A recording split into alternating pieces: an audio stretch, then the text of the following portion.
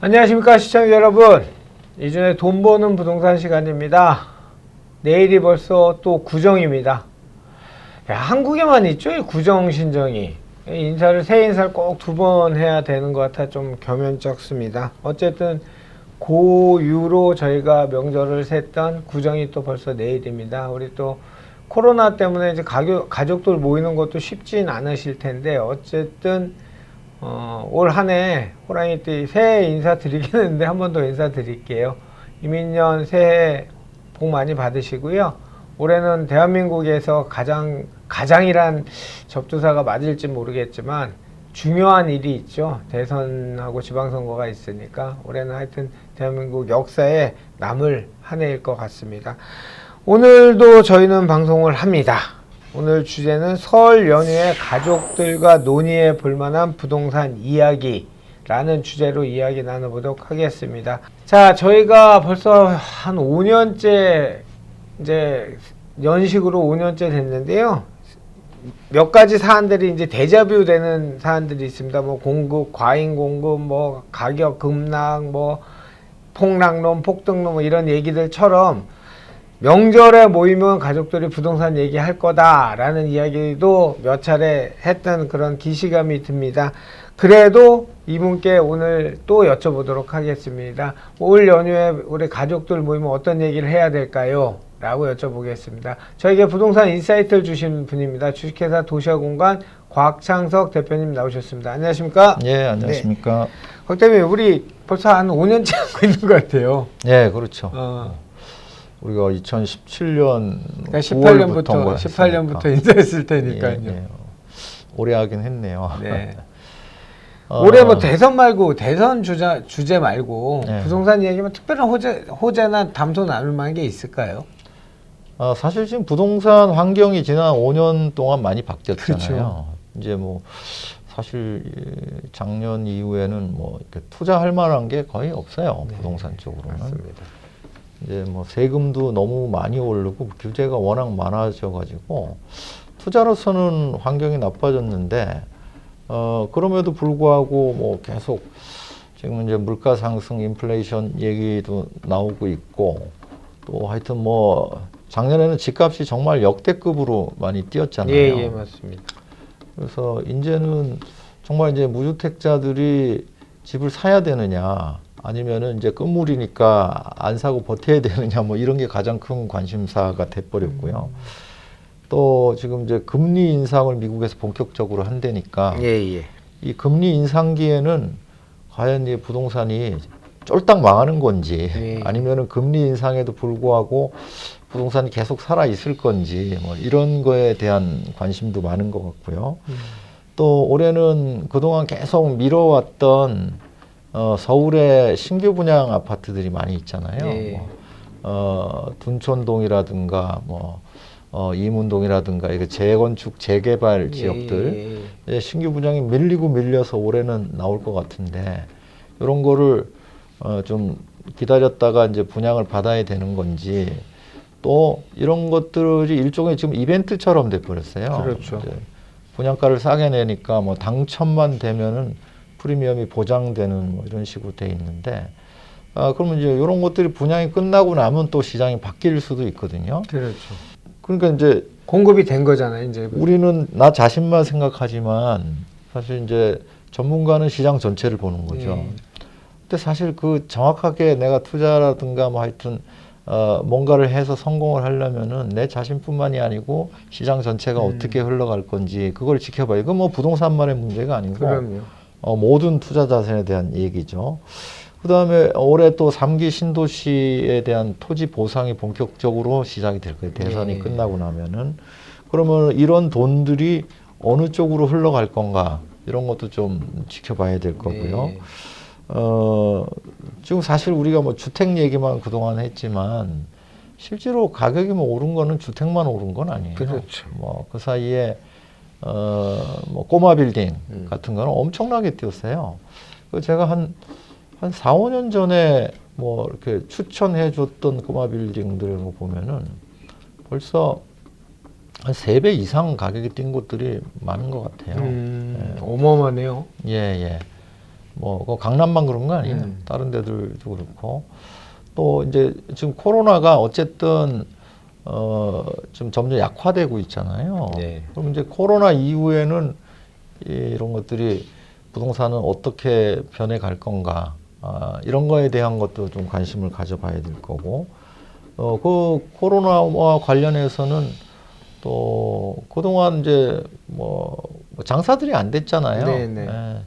뭐 방역 패스 뭐 이런 것 때문에 장사가 안 되고 했는데 또 뭐 우리 여행도 못 다니고 이러다 보니까 이제 뭐 숙박업도 많이 위축돼 있었고 이런 것들도 풀릴 수 있고 그다음에 지금 보통 우리가 이제 상승장에서 주택에 대한 투자가 어려워지면은 토지 쪽으로 투자가 옮겨가거든요. 그러면 토지 투자는 뭐 어떤 지역부터 좋을지 네. 어디부터 움직일지 이게 또 3기 신도시 토지 보상하고도 관련돼 있으니까 그렇죠. 그런 얘기들이 아마 그 이제 우리 오랜만에 가족들 만나면은 부동산에 관련된 뭐 논의의 주제로 떠오르지 않을까 예상을 해봅니다. 모든 종류를 다 가둬놓으면 이 정도 갖고 얘기를 하실 것 같네요. 예, 예. 그 뭐 금리 인상기 부동산 가격 상승 금리가 인상됐으면 근데 여기가 지금 우리나라 대한민국 경제 상황이 인플레이션에 적합한 환경입니까? 지금 아닌 것 같은데요, 저는. 네, 뭐 이제 그 부동산 정책과 뭐 또 상관없이 금리는 뭐 속도는 어떻게 될지 모르지만 네네. 금리 인상이 앞으로 계속 될 거라는 거는 어느 정도 예상해 볼 수 있는 주제 상황이죠. 사실이죠. 예. 근데 얼마나 빨리 될지는 알 수 없는 거죠. 근데 금리가 인상될 때, 기준금리가 인상될 때 부동산에 어떤 영향을 미치느냐에 대해서는 우리 과거에도 여러 번 찍었던 것 같아요. 예. 금리가 오른다고 해서 일방적으로 뭐 집값이 떨어지고 이런 건 아니다. 오히려 과거 데이터를 보면은 기준금리 인상기에 집값이 대부분 많이 올랐거든요. 금리를 인상한다는 것 자체가 경기가 활성화되고 있다는 방증이기 그렇죠. 때문에 그렇다는 거고. 그러나 이제 금리가 본격적으로 오르고 나서 경제에 뭐 부담을 주는 순간 뭐 경제가 그렇게 해서 뭐 리세션이 되거나 뭐 경제 위기가 온다거나 하면은 부동산에 영향을 미친다. 이건 이미 그렇죠. 말씀을 드렸는데 지금 이제 금리 인상의 속도에 대해서는 의견들이 다른 것 같아요. 이 방송에서 자세히 말씀드릴 수는 없지만은 결론적으로 저는 지금 금리 인상은 코로나하고 많이 밀접하게 네. 연관돼 있다고 보거든요. 그동안 이제 돈을 많이 풀었던 거고 이제 코로나가 거의 이제 끝나가고 있는 상황에서 지금 이제 뭐 물가가 실제로 전 세계적으로 많이 올랐습니다. 네. 뭐 안 오른 데가 없죠. 뭐 미국, 뭐 유럽 이런 데들이 작년 기준으로 연 소비자 물가가 한 7%대로 오르고 있는 거. 한국도 뭐 3% 중반. 또 소비자 물가 말고 생산자 물가는 더 많이 오르고 있는 예, 것 같아요. 근데 이제 이런 물가 상승이 부담스럽기는 하지만은 아직 코로나 끝난 상태가 아니고 경제가 지금 정상적으로 돌아가고 있질 않거든요. 예, 맞습니다. 이러면서 이제 작년 하반기부터 나타나는 현상이 물가는 엄청 오르는데 이제 산업 생산이 정상화가 되지 못하다 네. 보니까 또 생산량이 감소하면서 원자재 가격이 뛰고 하면서 약간 비용 인상 인플레이션 이런 측면이 많이 나타나고 있어요. 그러니까 이제 오히려 비용이 올라가니까 물가가 더 뛰어버리는 그렇죠. 이런 현상인데 이런 상황에서 금리 인상이 불가피하다. 미국 연준이 그런 쪽으로 스탠스를 취하니까 뭐 부동산뿐만이 아니고 뭐 모든 자산 시장에 대한 어두운 그림자가 들이오고 있는 거예요. 이렇게 해가지고 만약에 연준이 오판해가지고 금리를 크게 올려버리면은 세계 경제가 또 더 빨리 위기로 갈 수 있지 않냐 이런 불안감. 그러나 이제 지금 상황에서 전 세계 경제가 정상을 찾지 못한 상황에서 섣부른 금리 인상을 했을 때는 예, 예. 오히려 더 빨리 리세션이 오면서 디플레로 빨리 이행될 수 있다고 보거든요. 아직 말하자면 체력이 완전하지 않은 환자한테 달리기 해봐라 뭐 그 그렇죠. 얘기하고 비슷한 거예요. 그렇죠. 그래서 제가 볼 때는 금리 인상에 대한 조절론이 오래 가지 않아서 뭐 올해 하반기든 내년이든 나올 거로 저는 개인적으로 보고 있고요. 올해 뭐 6, 7차례 금리를 인상한다는데 그럼 거의 2% 가까이 올린다는 얘기거든요. 그렇죠. 저는 그렇게까지 갈 것 같지는 않습니다. 뭐 개인적인 의견으로는 뭐 제가 그쪽 전문가는 아니지만은 2, 3차례 하고 나면은 벌써 미국이 기침하면은 다른 데들은 벌써 독감 걸려서 중내 산해할 나라들이 그럼요, 많아요. 그럼요. 그래서 그 부분은 좀 지켜봐야 될 것 같고요. 예, 예. 그다음에 이제 신규 분양에 대해서는 뭐 누누이 말씀드렸지만 지금 제일 관심 많은 데가 둔촌주공이죠. 일반 분양도 많고. 근데 이제 이런 것들이 실제로 나올지 이것도 아직도 모른다는 거예요. 언제 나올지. 정말 지금까지 기다렸던 분들이 뭐 우라가 치미실 거예요. 그럼요. 지금 분양가도 이제는 뭐 다 9억이 넘을 것 같고, 네. 9억 넘으면 지금 또 중도금 대출도 안 나오잖아요. 이제 분통이 터지시겠지만은, 어쨌든 뭐 지금까지 기다렸고 청약 가점이 높으신 분들은 뭐 어떻게 하겠어요. 더 기다리셔야 되겠죠. 그러나, 전체를 보셔야 된다는 거예요. 거기에서 당첨될 수 있는 분은 한정돼 있다. 많아도 뭐 10분의 1이고 보통은 20분의 1. 그러니까 가점이 높은 분들 중에서도 뭐 5%에서 10% 정도만 당첨이 되실 거고 90에서 95%는 결국은 낙첨이 되실 겁니다. 그러면 또 그분들이 또 몰려서 집 사러 나오는 시기가 분명히 도래할 거거든요. 지금으로서는 정확하게 그 시기를 예측할 수는 없죠. 시기를 예측할 필요는 없을 것 같아요. 그래서 이제 점수가 높지 않으신 분들은 지금 굳이 기다릴 필요가 없어요. 네.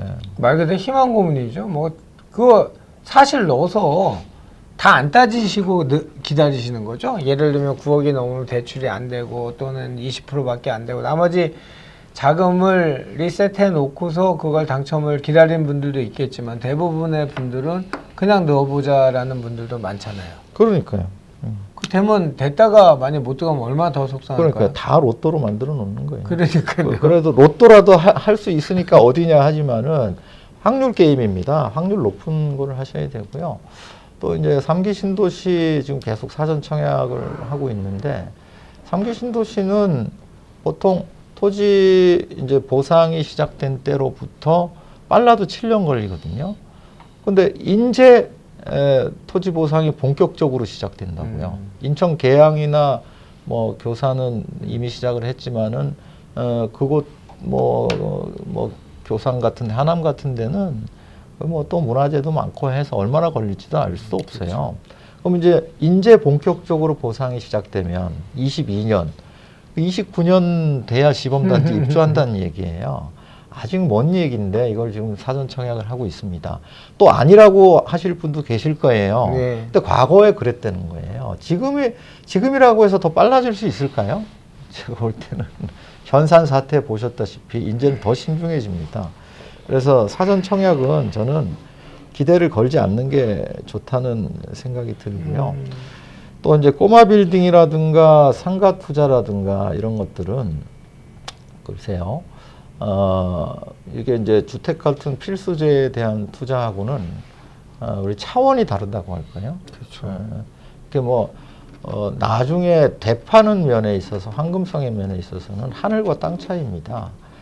그래서 잘 되면 좋지만은 안 되면 못 팔고 계속 들고 갈 수뿐이 없어요. 근데 필수재가 아니니까 뭐 주택은 필수재니까 뭐 못 팔면 내가 살면 되잖아요. 그렇죠. 근데 이제 뭐 빌딩이라든가 상가는 그런 게 아니라서 특히나 이런 곳들은 이제 자기 자본 투자보다는 대출을 많이 받아서 할 수밖에 많이 올라 있기도 하고 하니까 그런 경우에 지금 금리 인상기입니다. 금리 인상 시기가 지연된다 하더라도 언젠가는 인상을 할 거고 그런 시기가 왔을 때 되팔지도 못하는 거를 대출 많이 안고 있다. 이 굉장히 위험이 커지거든요. 더 뭐 자세하게 얘기하려면은 뭐 IMF 때를 한번 생각해 보시면 됩니다. 그다음에 이제 토지 투자는 그것도 뭐 마찬가지로 토지가 필수제가 아니다 보니까 그러나 이제 돈이 많이 풀려 있고 그쵸. 지금 뭐 전 세계적으로도 지금 코로나 끝나가고 있고 이러면은 토지 투자 붐이 올해는 불 거예요. 아마 대선이 지나면 본격적으로 시작이 될 것 같은데 이것도 마찬가지입니다. 뭐 땅 한 뼘 없어도 우리 살 수 있잖아요. 토지 투자도 진짜 투자자의 영역이거든요. 그러니까 투자자들이 많이 붙으면 붙을수록 과열이 되고 가격 폭등은 일어날 수 있어요. 그러나 되팔기는 힘들어질 수도 있다는 거거든요. 그래서 토지 투자는 정말 공부를 뭐 주택 투자보다는 몇 배 더 많이 하셔야 돼요. 어렵죠. 규제도 많고. 예.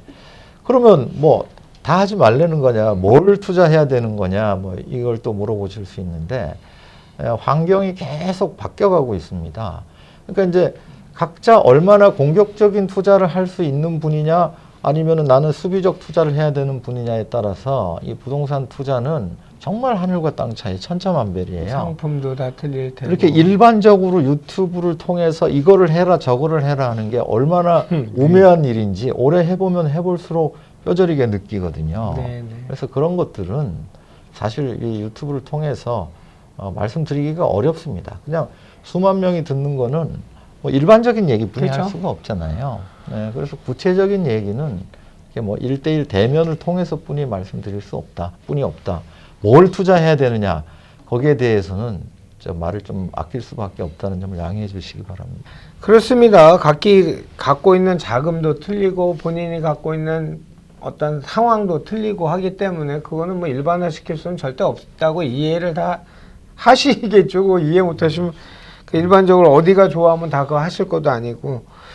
어쨌든 간에 이번 설 연휴 때는 대선 이야기, 대선 주자 이야기, 선호하는 정당 이야기, 선호한 주자 이야기가 아마 주류를 이룰 것 같은데 그 안에 큰 축이 아마 부동산 이야기가 꼭 들어갔으니까 잘 들어보시고 아마 오늘 곽 대표님이 찝어주신 뭐 이런 얘기들 해주실 거다 또는 눈여겨서 한번 얘기해봐라 라는 것들은 금리 인상기에 금리가 계속 인상돼도 부동산을 취득할 거냐 또는 보유할 거냐라는 거에 대해서 뭐 각 집안들 모이면 저 박사들 하나씩 꼭 있잖아요. 학위 박사가 아니고 뭐 많이 알아서 박사들 꼭 있으니까 같이 이야기 나눠보시고 두 번째는 신규 분양 서울 신규 분양을 안 되면 애진하게 포기를 하고 내 컨디션에 맞춰갖고 그 게이트 문을 찾는 게 훨씬 더 실익 있고 효율적이다라는 이야기를 해주셨고요. 세 번째 상기 신도시 토지 보상이 뭐 작년도에 다 올해까지 마무리한다. 23년도부터 뭐 이런 얘기 했는데 다 쓸데없는 얘기고요. 어쨌든 토지 보상이 시작되면 그 돈은 부동산으로 대부분 여태껏 토지 보상에 관련된 걸 보면 그렇게 움직여서 다른 시장이 큰 폭으로 주택 시장이 상승이 이루어지거나 토지 가격이 상승하는 이런 반작용들이 나왔었거든요. 그건 눈여겨보시고요. 그 다음에 그 아파트를 필수제를 한다면 필수제를 대체할 상품들 뭐 꼬마 빌딩 상가 뭐 이런 시장도 좀 눈여겨서 한번 이야기 나누고 갑론을박 해보시고요. 식구들끼리. 그 다음에 코비드 이후에 뭐 방역 패스나 이런 것도 영향으로 쇠퇴는 산업 성장기에 있는 산업들을 한번 이야기 나눠보시면서 거기에 또 포커싱을 해갖고 부동산을 접목시켜서 이야기 나눠보면 흥미진진할 것 같습니다. 곽 대표님 뭐 어디 안 가세요? 구정 때는요? 그냥 쉬세요? 네, 그냥 쉬려고요. 네. 또 쉬시면서 우리 또 명절 끝나면 우리 여러분께 또 좋은 정보도 공부하고 오실 거고 연구해 주실 거니까 기대를 하시자고요. 자, 시청자 여러분 신정 때 되었지만 아까 인사드렸지만 다시 한번 인사드리겠습니다. 올해 호랑이 안에 건강하시고 새해 복 많이 받으시고요. 우리 2021년도에 또 저희에게 부동산 인사이트를 주신 우리 곽창석 대표님께 제가 먼저 큰절 한번 드리겠습니다. 감사합니다. 감사합니다. 자, 우리 시청자 여러분 새해 복 많이 받으시고요. 연휴 끝난 다음 주에 또 찾아뵙도록 하겠습니다. 해피 뉴 이어.